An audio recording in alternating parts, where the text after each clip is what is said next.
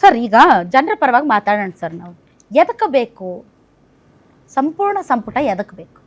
ಇಲ್ಲ, ಈಗ ನಂದನ್ ಅವ್ರು ಹೇಳಿದ್ರಲ್ಲ ಆಡಳಿತ ಯಂತ್ರ ನಡೀತಾ ಇದೆ ಅಂತ ಹೇಳಿ. ಆಡಳಿತ ಯಂತ್ರ ನಡೀತಾನೆ ಇರ್ತದೆ. ಮುಖ್ಯಮಂತ್ರಿ ಇದ್ರೂ ನಡೀತದೆ, ಮುಖ್ಯಮಂತ್ರಿ ಇಲ್ಲದೇ ಇದ್ರೂ ನಡೀತದೆ, ಸಂಪುಟ ಇದ್ರೂ ನಡೀತದೆ, ಇಲ್ಲದೇ ಇದ್ರೂ ನಡೀತದೆ, ರಾಷ್ಟ್ರಪತಿ ಆಳ್ವಿಕೆಯಲ್ಲೂ ನಡೀತದೆ, ಅಡ್ಮಿನಿಸ್ಟ್ರೇಟಿವ್ ಇದ್ದಾಗೂ ಪಾಲಿಕೆ ನಡೀತದೆ. ಆಡಳಿತ ಯಂತ್ರದ ಕೆಲಸ ಅದು. By definition government it's a continuous entity. ಅದು ಕಟ್ ಆಗೋದಿಲ್ಲ. Governance is continuity. ಅದು ಕಂಟಿನ್ಯೂಸ್ ಆಗಿ ನಡೀತಾನೆ ಇರ್ತದೆ. ಮತ್ತು ಯಾಕೆ ನಾವು ಮತ ಹಾಕಿ ಒಬ್ಬ ಶಾಸಕನನ್ನು, ಒಬ್ಬ ಮಂತ್ರಿ, ಒಬ್ಬ ಮುಖ್ಯಮಂತ್ರಿ ಅಂತ ಮಾಡೋದು? ಯಾಕಂದರೆ ಜನರ ಆಶಯಗಳಿಗೆ ನೀವು ಧ್ವನಿ ಆಗ್ರಿ ಅಂತ. ನನಗೆ ಕೊಟ್ಟ ಭರವಸೆ ನೀವು ಈಡೇರಿಸ್ರಿ ಅಂತ ಇವರು ನಾವು ನಂಬರ್ ಕೊಟ್ಟಿದ್ದೇವೆ. ಅದು JDS ಆಗಲಿ, BJP ಆಗಲಿ, ಕಾಂಗ್ರೆಸ್ ಆಗಿರಲಿ. ಆಗ ಆ ಅಧಿಕಾರಿ ಇದಾನ ಅಂತ ಅಂದ್ಬಿಟ್ರೆ ಅಲ್ಲ. ನೀವು ಈಡೇರಿಸಿದ ಭರವಸೆಗಳು, ನೀವು ಕೊಟ್ಟ ಭರವಸೆಗಳನ್ನು ಈಡೇರಿಸೋದಕ್ಕೆ, ನೀವು ಜನರ ದನಿ ಆಗೋದಕ್ಕೆ ನಿಮ್ಗೆ ಅವಕಾಶ ಕೊಟ್ಟಿದ್ದೇವೆ ನಾವು. ಅದರಲ್ಲೂ DK ಶಿವಕುಮಾರ್ ಅವರಿಗೆ ಸಮಯ ಅವ್ರ ದೊಡ್ಡ ಸವಾಲು. ಬೇರೆ ಏನು ದೊಡ್ಡ ಸವಾಲು ಅಲ್ಲವೇ, ಸಮಯ ದೊಡ್ಡ ಸವಾಲು. ಅವರೊಂದು ಶಾರ್ಟ್ ಸ್ಪ್ರಿಂಟ್ ಅಂತೀವಿ. ನೀವು ಇವರ ಸ್ಪೋರ್ಟ್ಸ್ ಮ್ಯಾನ್ ಸ್ಪ್ರಿಂಟಲ್ಲಿ ಇದ್ದಾರೆ ಅವರು. 2028ಗೆ ಒಂದು ಗೆಲ್ಲಬೇಕಿದೆ ಅಂದ್ರೆ ಸರ್ ಮ್ಯಾಕ್ಸಿಮಮ್ ಸ್ಪೀಡ್. ಆದ್ರೆ ಸ್ಪ್ರಿಂಟ್ ಆಗ್ತಾ ಇಲ್ವಾ? ಸರ್ ಸ್ಟಾರ್ಟ್ ಇಂದ ಎಂಡ್ ವರೆಗೂ ದ ಸೇಮ್ ಇದಿರ್ಬೇಕು ಸರ್, ಸ್ಪೀಡ್ ಇರ್ಬೇಕು. ಇದು ಹರ್ಡಲ್ಸ್ ಕೂಡ ಆಗ್ತಾ ಇಲ್ಲ, ಸ್ಟೀಪಲ್ ಚೇಸ್ ಆಗ್ತಾ ಇದೆ. ಇದು ಹರ್ಡಲ್ಸ್ ಜೊತೆಗೆ ವಾಟರ್ ಹಜಾರ್ಡ್, ಮತ್ತೊಂದು ಇವರು ಈಗ ಮತ್ತೆ ಹೊಸದಾಗಿ ಹೇಳ್ತಾರಲ್ಲ, ನನ್ನನ್ನು ಜೈಲಿಗೆ ಕಳ್ಸೋದು ಹುನ್ನಾರ ಮಾಡ್ತಿದ್ದಾರೆ ಅವ್ರದೊಂದು. ಆಮೇಲೆ ಒಳಗಡೆ ಏನ್ ಹೇಳಿ, ಒಳಗಡೆ ಇಲ್ಲಿವರೆಗೂ ನಮ್ಮ BK ಹರಿಪ್ರಸಾದ್ ಏನ್ ಹೇಳ್ತಾ ಇದ್ರು, ಸರ್ಕಾರದಲ್ಲಿ ಸ್ಥಾನ ಬೇಕಾದವರು DK ಶಿವಕುಮಾರ್ ಹತ್ರ ಹೋಗಿ ಪಕ್ಷದ ಕೆಲಸ ಮಾಡಿ ನನ್ನ ಹತ್ರ ಬನ್ನಿ.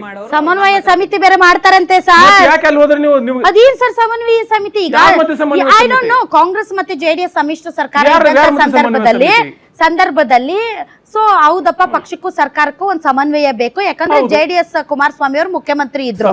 ಈಗ ನಿಮ್ದೇ ಪಕ್ಷ ಅಧಿಕಾರಕ್ಕೆ ಇರುವಾಗ ನಿಮ್ಗೆ ಯಾಕೆ ಸಮನ್ವಯ ಬೇಕು? ಸಮನ್ವಯ ಸಮಿತಿ ಅಗತ್ಯ ಕಂಡ್ರೆ ಅದರ ಅರ್ಥ ಏನು? ಅಲ್ಲಿ ಭಿನ್ನ ರಾಗಗಳಿದಾವೆ, ಭಿನ್ನಾಭಿಪ್ರಾಯ ಇದೆ ಅಂತಾನೆ ಅರ್ಥ. ಇಲ್ಲಿ ಏನ್ ಸಮನ್ವಯ ಸಮಿತಿ ಮಾಡಿ ಮತ್ತೇನಾದ್ರೂ ಸಿದ್ದರಾಮಯ್ಯನವ್ರನ್ನು ಸಮನ್ವಯ ಸಮಿತಿ ಅಧ್ಯಕ್ಷರು ಮಾಡ್ತಾರೇನು? ಹೀಗಾಗಿ ಜನರಿಗೆ ಯಾಕೆ ಬೇಕಂತ ಕೇಳಿದ್ರಲ್ಲ, ಯಾಕಂದ್ರೆ ನೀವು ಜನರ ದನಿ ಆಗ್ಬೇಕು. ನೀವು ಸುಮ್ಮನೆ ಸರ್ಕಾರ ನಡೆಸೋದಲ್ಲ. ಸರ್ಕಾರ ನಡೀತಿತ್ತಲ್ಲ, ಸಿದ್ದರಾಮಯ್ಯ ಸರ್ಕಾರ ನಡೆಸ್ತಿದ್ರಲ್ಲ, ಮತ್ತೆ ನೀವು ಮುಖ್ಯಮಂತ್ರಿ ಯಾಕಾದ್ರಿ? ಯಾಕಂದ್ರೆ ನಿಮ್ಗೊಂದು ಜವಾಬ್ದಾರಿ. ನೀವೊಂದು ಕೆಲವರು ಆಶ್ವಾಸನೆ ಕೊಟ್ಟಿದ್ರೆ, ಕೆಲವು ಭರವಸೆ ಈಡೇರಿಸಬೇಕಾಗಿತ್ತು ನೀವು. ಆದ್ರಿ ಅದ್ರ ಜೊತೆಗೆ ಯಾಕೆ ಹೈಕಮಾಂಡ್ ಬೇಕಾಗುತ್ತೆ ಇಲ್ಲಿ? ಹಾಗೆ ನೋಡಿದ್ರೆ ಟೆಕ್ನಿಕಲ್ ಹೈಕಮಾಂಡ್ ಬೇಕಿಲ್ಲ. ಮುಖ್ಯಮಂತ್ರಿ ಪರಮಾಧಿಕಾರ ಕ್ಯಾಬಿನೆಟ್ ಸಂಪುಟವನ್ನು ರಚನೆ ಮಾಡೋದು. ಯಾಕೆ ಯಾವ ಪಕ್ಷದಲ್ಲೂ ಅದು ಆಗೋದಿಲ್ಲ ಅಂದ್ರೆ ರಾಜಕೀಯ ಕಾರಣಗಳು.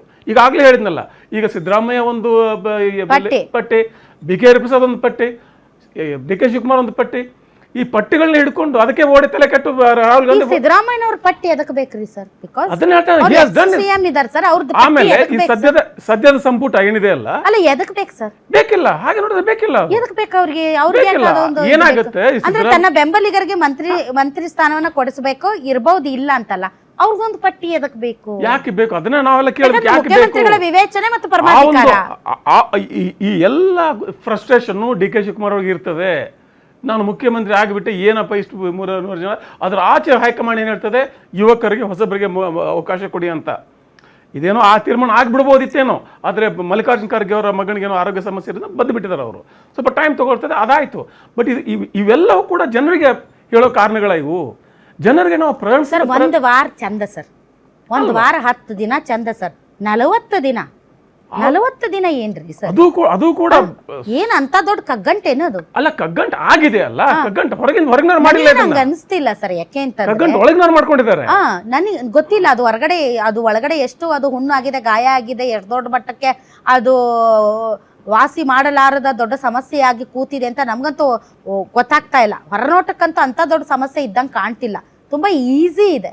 ಬಟ್ ಆದ್ರೂ ಇವ್ರನ್ನ ಯಾಕೆ ಈ ಗುಡ್ಡ ಮಾಡ್ಕೊಂಡು ಕೂತಿದಾರ ಅಂತ ನನಗಂತೂ ಅರ್ಥ ಆಗ್ತಿಲ್ಲ ಸರ್. 2028ರ ಚುನಾವಣೆಯನ್ನ ದೃಷ್ಟಿಯಲ್ಲಿ ಇಟ್ಟುಕೊಂಡು ಮಾಡಬೇಕು, ಅಥವಾ 2028ರ ಚುನಾವಣೆಗಿಂತ ಮುಂಚೆ ಏನು ಇವರು ಅಂದುಕೊಂಡಿದ್ದಾರೆ ಆ ಕೆಲಸ ಕಾರ್ಯಗಳನ್ನ ನಿಭಾಯಿಸೋದಕ್ಕೆ ಎಂತೆಂಥವ್ರು ಬೇಕಂತನೋ. ಒಬ್ಬೊಬ್ರಿಗೆ ಒಂದೊಂದು ಬೇಕು ಸರ್. ಕೆಲವರು ಯೂತ್ ಆ್ಯಂಡ್ ಯಂಗ್ ಅಂತಾರೆ, ಕೆಲವೊಬ್ರು ಸೀನಿಯರ್ಸ್ ಅಂತಾರೆ, ಇನ್ನು ಕೆಲವರು ಇಲ್ಲ ನಾವು ಇರೋ ದಿನಗಳಲ್ಲಿ ನಾವು ದಿ ಬೆಸ್ಟ್ ಪರ್ಫಾರ್ಮೆನ್ಸ್ ಕೊಡಬೇಕು ಅಂತಾರೆ, ಇನ್ನು ಕೆಲವರು ಸಂಪನ್ಮೂಲ ಕ್ರೋಢೀಕರಣ ಅಂತಾರೆ. ಸೊ ಇವೆಲ್ಲ ನಾನು ಕೇಳಿದಂಗೆ ಮತ್ತು ನೋಡಿದಂಗೆ 2028 and 29 ಭಾಳ ಇಂಪಾರ್ಟೆಂಟ್ ಆಗುತ್ತೆ ಕಾಂಗ್ರೆಸ್ಗೆ. ಮತ್ತು ಅದೇ ರೀತಿಯಲ್ಲಿ ಅದೇ ಆದ್ಯತೆಯಲ್ಲಿ ಇದ್ದಾರೆ. ಆದರೆ ಅದು ಆಗಬೇಕಾದ್ರೆ ನೀವು ಮುಖ್ಯಮಂತ್ರಿ ಮಾಡೋರಿಗೆ ಸಂಪೂರ್ಣ ಸ್ವಾತಂತ್ರ್ಯ ಕೊಡಬೇಕು. ಅವ್ರ ಜೊತೆಲೆ ನೀವು ಮತ್ತೆ ಸ್ಟೀಪಲ್ ಚೇಸ್ ಅಂತ ಹೇಳಿದ್ನಲ್ಲ ನಾನು, ಈ ಕಾಲಿಗೆ ಒಂದು ಭಾರ ಕಟ್ಟಿ, ಆ ಕಾಲಿಗೆ ಒಂದು ಭಾರ ಕಟ್ಟಿ ನೀರಲ್ಲಿ ಓಡಿ ಜಿಗಿದು ಹೋಗ ಅಲ್ಲ. ಅದು you have to create a level playing field for him, which is not happening in Congress. ಅದ್ರ ರಾಜಕೀಯ ಕಾರಣಗಳು 1000 ಇರ್ಬೋದು, ಬಟ್ ಅದು ಆಗ್ತಾ ಇಲ್ಲ. ಅದು ಆಗ್ತಾ ಇಲ್ಲ ಅಂದರೆ ಒಂದು ಪಕ್ಷಕ್ಕೆ ಅದು ಮಾರಕ ಆಗ್ತದೆ, ಜೊತೆಗೆ ರಾಜ್ಯಕ್ಕೆ ಮಾರಕ ಆಗ್ತದೆ. ಸರ್, ಕರ್ನಾಟಕ ಅಂದ್ರೆ ಇವೆರಡೂ ರಾಜಕೀಯ ಪಕ್ಷಗಳು ಹೈಕಮಾಂಡ್ ಸಂಸ್ಕೃತಿ ರಾಜಕೀಯ ಏನು ಅಸಡ್ಡೆ ಏನ್ ನಿರ್ಲಕ್ಷಣ ನನಗೂ ಗೊತ್ತಿಲ್ಲ. ಬಿಜೆಪಿ ಅವರು ನೋಡ್ರಿ ಪಾಪ ವಿಜೇಂದ್ರ ಅವರಿಗೆ ನೀನೇ ಯು ಆರ್ ಅಲ್ಟಿಮೇಟ್, ಮುಂದಿನ ದಿನಗಳಲ್ಲಿ ನೀವೇ ಪಕ್ಷಾಧ್ಯಕ್ಷರು, ಅದೇನ್ ಮಾಡ್ತಿರೋ ಮಾಡಿ ಅಂತ ಅವ್ರಿಗೂ ಹೇಳ್ತಿಲ್ಲ. ಆ ಕಡೆನು 108 ಪ್ರಾಬ್ಲಮ್ಸ್ ಇದಾವೆ. ಬಿಹಾರ್ ಎಲೆಕ್ಷನ್ ಅಂದ್ರು, ಪಶ್ಚಿಮ ಬಂಗಾಳ ಎಲೆಕ್ಷನ್ ಅಂದ್ರು, ಆ ಎಲೆಕ್ಷನ್ ಅಂದ್ರು, ಈ ಎಲೆಕ್ಷನ್ ಅಂದ್ರು, ಮೋದಿ ಅವ್ರು ಬಿಸಿ ಅಂತಂದ್ರು, ಪ್ರಚಾರ ಅಂದ್ರು, ಅದಂದ್ರು ಇದಂದ್ರು, ಕೊನೆಗೆ ಎಲ್ಲಾ ಮುಗಿದ್ರು ಇಲ್ಲಿ ಮಟ್ಟ ಹೊಳ್ಳಿ ನೋಡ್ತಿಲ್ಲ ಕರ್ನಾಟಕನವ್ರು. ಅದೇನ್ ನಿರ್ಲಕ್ಷಣ, ಏನ್ ಮಲ್ತಾ ಇದ್ದೋರ್ಣೆ. ಆ ಕಡೆ ಕಾಂಗ್ರೆಸ್ ಅವ್ರು ನೋಡಿದ್ರೆ ಪಾಪ ಅವ್ರು ರಾಹುಲ್ ಗಾಂಧಿ ಅಲ್ಲಿ ಹೋಗ್ಯಾರ, ರಾಹುಲ್ ಗಾಂಧಿ ಪ್ರವಾಸಕ್ಕೆ ಹೋಗ್ಯಾರ, ಅವ್ರು ಇಲ್ಲಿಗೆ ಹೋಗ್ಯಾರ, ಅವ್ರು ಅಲ್ಲಿಗೆ ಹೋಗ್ಯಾರ, ಹಿಂಗೆ 40 ದಿನ. ಒಟ್ ಕರ್ನಾಟಕ ಟೇಕನ್ ಫಾರ್ ಗ್ರಾಂಟೆಡ್ ಇವೆರಡು ರಾಜಕೀಯ ಪಕ್ಷಗಳು. ಸಡ್ಡೆ ಇವ್ರಿಗೆ ಬೇರೆ ಚಾಯ್ಸ್ ಇಲ್ಲ. ರಾಜಕೀಯ 1000 ಇರಲಿ, ಆದ್ರೆ ಕೊನೆಗೆ ಇದು ಬರಗಾಲ ಭೀತಿಯಲ್ಲಿದೆ ರಾಜ್ಯ, ಪ್ರವಾಹ ಇದೆ ಕೆಲವೊಂದು ಜಿಲ್ಲೆಗಳಲ್ಲಿ. ಹಾಗಿರುವಾಗ ಅಲಕ್ಷ್ಯ ಮಾಡುವಾಗಿಲ್ಲ. Will come back on the